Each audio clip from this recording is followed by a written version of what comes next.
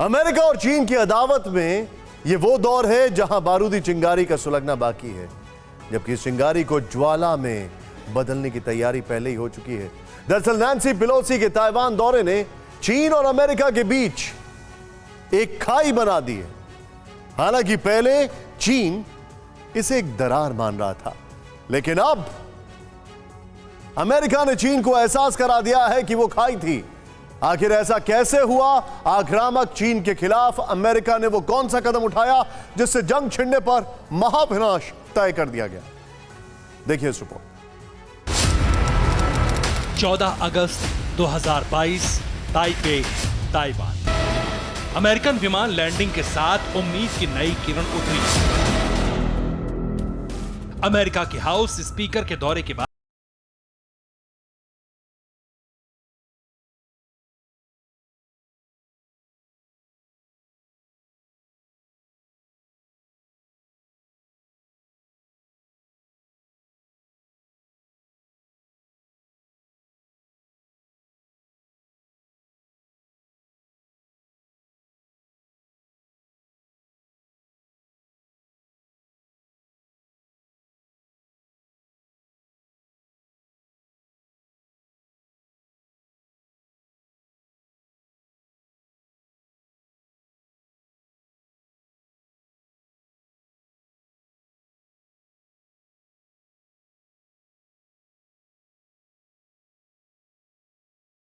America ने अब Taiwan के मोर्चे पर चीन के खिलाफ जंग की पूरी तैयारी कर ली है।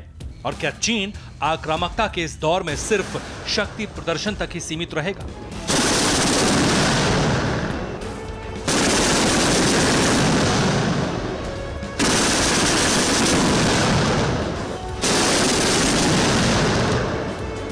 हर सवाल अपने दायरे में सीमित, जिनके जवाब विश्लेषकों के दिमाग में भी उथल पुथल मचा रहे होंगे, क्योंकि इस बार अमेरिका ने जो किया उससे एक तरफ तो चीन का जंग में उतरना तय माना जा रहा है, वहीं दूसरी तरफ अमेरिका खुद चीन के बारूदी ट्रेलर को भी गंभीरता से नहीं ले रहा।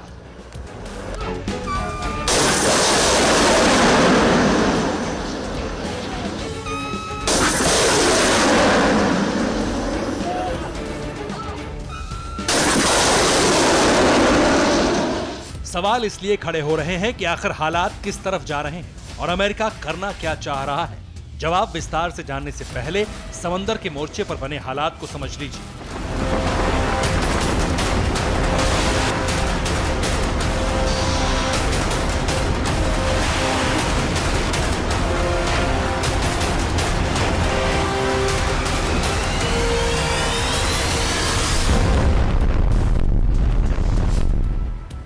चीन की आक्रामकता के बावजूद अमेरिका एक्शन में है। नैन्सी पेलोसी की यात्रा के बाद अमेरिकी सांसदों का एक दल ताइवान पहुंचा है। अमेरिकन सांसदों के 5 सदस्यीय प्रतिनिधिमंडल का प्लेन ताइपे में लैंड हुआ। सभी अमेरिकी सांसदों ने ताइपे में प्रेसिडेंट साई इंग वेन से मुलाकात की।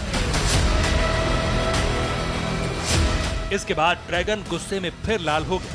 पेलोसी की यात्रा के दौरान किए गए शक्ति प्रदर्शन का नया दौर शुरू हो गया। उस वक्त ताइवान के खिलाफ व्यूह रचना 6 जगहों पर हुई थी और इस बार न सिर्फ उसी चक्रव्यूह को एक्टिव किया गया है, बल्कि चीन ने यह भी दिखा दिया है कि अब अमेरिका के खिलाफ आक्रामक कम होना नामुमकिन है।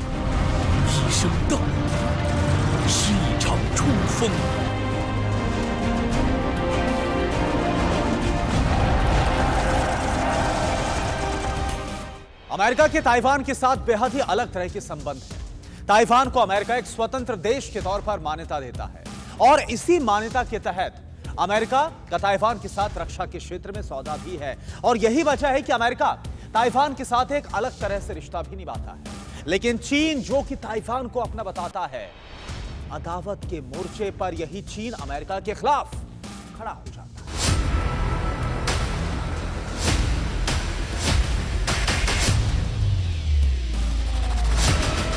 ये वजह है कि जैसे ही अमेरिकन डेलीगेशन ताइवान पहुंचा, चीन की तरफ से ताइवान के आसपास फिर से सैन्य अभ्यास शुरू कर दिया जाता है। चीन ये दिखाने की कोशिश करता है कि जिस ताइवान को अमेरिका अलग देश की मान्यता देता है, वो उसका हिस्सा है, जहां उसका डेलीगेशन उसकी अनुमति के बिना नहीं आता, लेकिन अपने रिस्क पर। और अगर चीन के समंदर में जारी किए गए अलर्ट पर ध्यान नहीं दिया गया, तो फिर अमेरिका को इसका खामियाजा भी भुगतना पड़ेगा।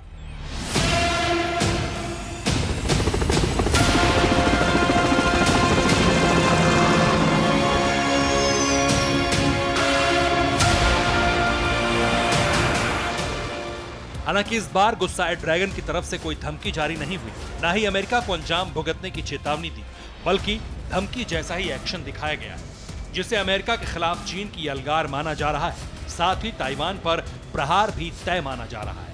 आखिर ऐसा क्यों है, इसे विस्तार से समझिए। अमेरिकी सांसदों के ताइवान पहुंचने पर चीन ने फिर सैन्य अभ्यास शुरू कर दिया। ग्लोबल टाइम्स के मुताबिक पीएलए की एयरफोर्स के 22 फाइटर जेट्स ताइवान स्ट्रेट में उड़े। 6 युद्धपोत भी ताइवान को घेरने के लिए चीन ने पहुंचा दिए और चीन की इस कार्रवाई को युद्ध की तैयारी के रूप में देखा जा रहा है।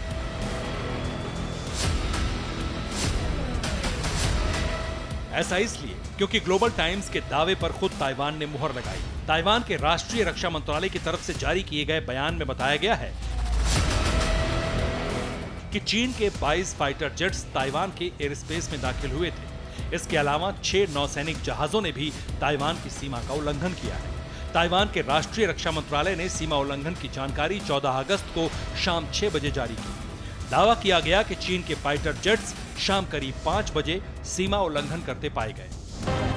अब सवाल यह है, जब नैन्सी पेलोसी की यात्रा के दौरान या उसके बाद भी चीन कोई एक्शन नहीं ले सका, तो फिर अमेरिकन डेलीगेशन के ताइपे पहुंचने के बाद फिर शक्ति प्रदर्शन क्यों किया गया?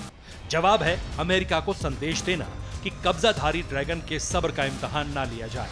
अगर सब्र का बांध टूटा तो फिर महाविनाश तय है। एक्शन से अलग धमकी का एक लिखित स्वरूप भी देख लीजिए, जो कम्युनिस्ट सरकार की भोंपू मीडिया ग्लोबल टाइम्स ने प्रकाशित किया है। ग्लोबल टाइम्स में प्रकाशित खबर के मुताबिक अमेरिकन डेलीगेशन की हर ताइवान यात्रा भड़काऊ है। अमेरिका भड़काना बंद नहीं करता तो पीएलए संयुक्त एक्शन ले सकती है। बतौर धमकी ये भी कहा गया कि अमेरिकन सरकार और सांसद अब आग से खेल रहे हैं और चीन की सरकार अमेरिकन सांसदों पर प्रतिबंध लगाएगी।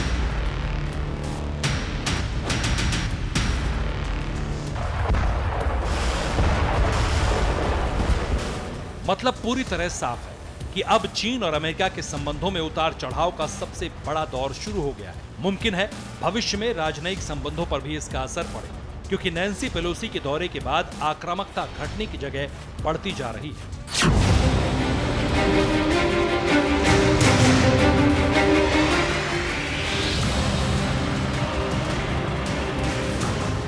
ताइवान के एयर स्पेस में चीन के फाइटर जेट्स की उड़ान पहली बार दर्ज नहीं हुई है। चीन इससे पहले भी कई बार ऐसा कर चुका है, लेकिन इस बार जो हुआ है हालात बिल्कुल अलग है।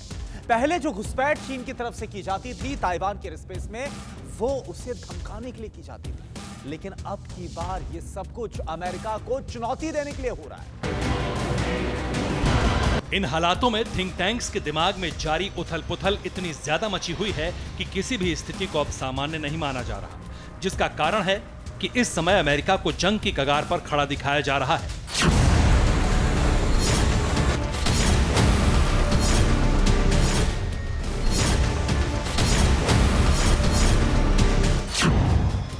और इन हालातों से रूबरू कराने वाला पहला नाम है अमेरिका के पूर्व विदेश मंत्री हेनरी किसिंजर का। हेनरी किसिंजर के मुताबिक अमेरिका युद्ध के कगार पर है। रूस और चीन के साथ युद्ध संभव है। बाइडेन प्रशासन का टकराव 2 निरंकुश शासकों से है। सतही तौर पर भी मौजूदा हालातों के विश्लेषण के बाद हेनरी की चेतावनी को देखा जाए तो जंग भविष्य में तय है, जिसमें एक तरफ अमेरिका है और इस वक्त एक तरफ चीन है। हालांकि रूस का मोर्चा भी अलग है, लेकिन इस वक्त ताइवान में चीन के फाइटर प्लेन्स की घुसपैठ जंगी भविष्य को बहुत निकट दिखा रही है। Bureau report, TV9 Bharatvarsh.